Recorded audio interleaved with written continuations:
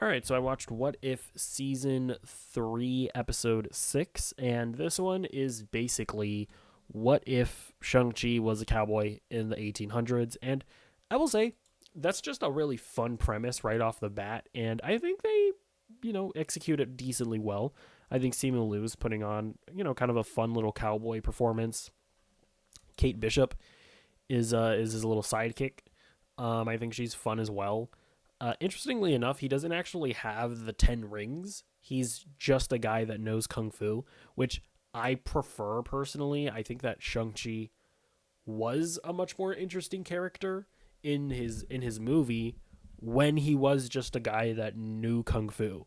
Like, by the end of the movie, when he essentially becomes like fucking Goku and he's fighting a giant dragon, that's kind of when the movie lost me.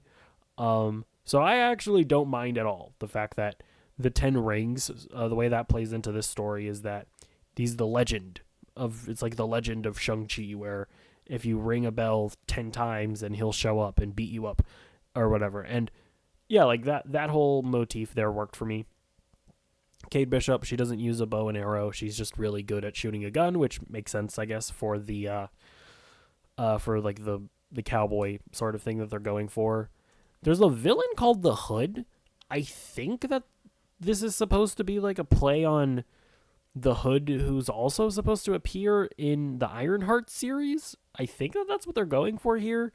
It's just kind of funny because, we actually talked about it in yesterday's episode, where yesterday's episode was an Ironheart themed episode, but I think that this season was supposed to air after the Ironheart TV show. But because the MCU has been turned all upside down, things have gotten delayed and whatnot. I think What If is like ahead of the MCU release schedule in a way. Honestly, like they were probably wanting to get the Sam Wilson episode out after Brave New World as well. Now that I think about it, so kind of weird, but it is what it is.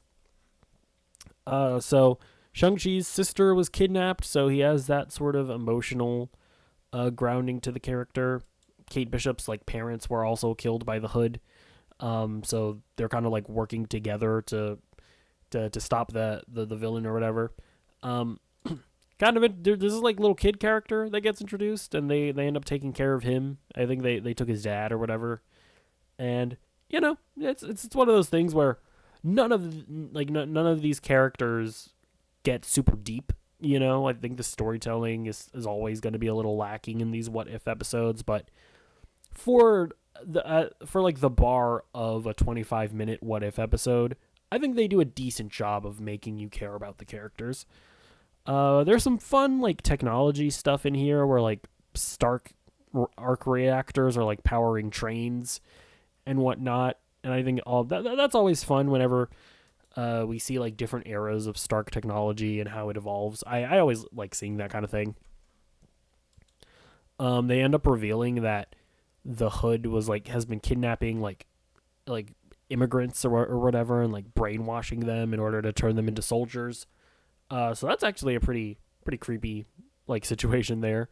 I think this is supposed to be Walton Goggins' character. I don't know if they actually got Walton Goggins to voice him, but yeah, I'm pretty sure this is supposed to be the Walton Goggins villain from Ant-Man and the Wasp. And I will say this: he is a much more effective villain in this episode of What If than he ever was in Ant-Man and the Wasp. So that's a win for What If, I guess, where they are legitimately better in at least one respect to the movie that it's based off of. There's kind of an interesting thing here where the Watcher keeps on interfering. So like these guys were going to throw that little Chinese kid off of the train, and the Watcher was like, "No, I cannot sit idly by." And so he like flicks them off the train. So the Watcher keeps on interfering. That's going to lead somewhere at some point, I assume. And so then when Shang-Chi's fighting the Hood, they like keep on like keeping their identity a secret, and then they realize that it's like, oh no, it's actually his sister. No, she's a bad guy now. And it's actually kind of messed up where she's like I guess she's like hypnotizing the Chinese immigrants in order to like force them to try to like change the United States to stop being like less less cruel to Chinese immigrants, which is like warped logic, but from the perspective of a villain, it kind of makes sense, I guess. So I thought that was actually kind of a cool reveal. They also reveal that that Walton Goggins he's the guy that's like actually hypnotizing everybody. And yeah, like I'll say this, like he has this little like spiel, where it's like, again, just way better villain than he ever was in Ant-Man and the Wasp, which is very funny. And then the kid, he like rings a bell, which is harkening back to the 10 rings. And he's able to, like, ringing the bell broke the hypnosis.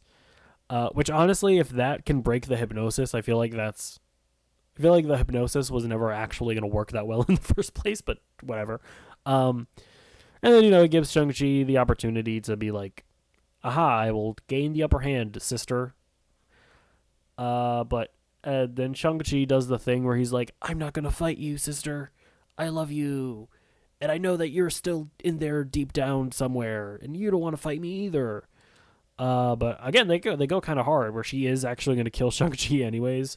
But then Kate Bishop saves him, and he's like, well, fuck that. Shoot.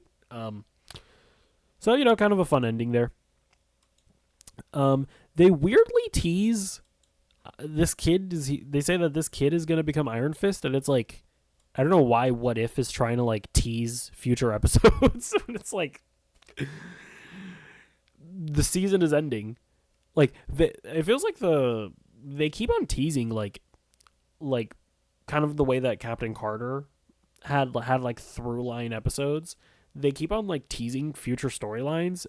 So it's like, I think that the creators of this show thought that they were going to get more seasons of What If, but just to be clear, the show has been canceled. This is the final season, which is just kind of funny. And yeah, the other Watcher guys are being like, you're interfering too much, Watcher. You're not supposed to interfere. You're just supposed to watch. And so, we'll see if in the next episode, they just like gang up on him and kick his ass, because that's probably what's gonna happen, right? Maybe, I don't know. But yeah, overall, enjoyable episode. Fun action, fun premise. Let me know what you thought of it in the comments down below, and I'll see you in the next video. Goodbye.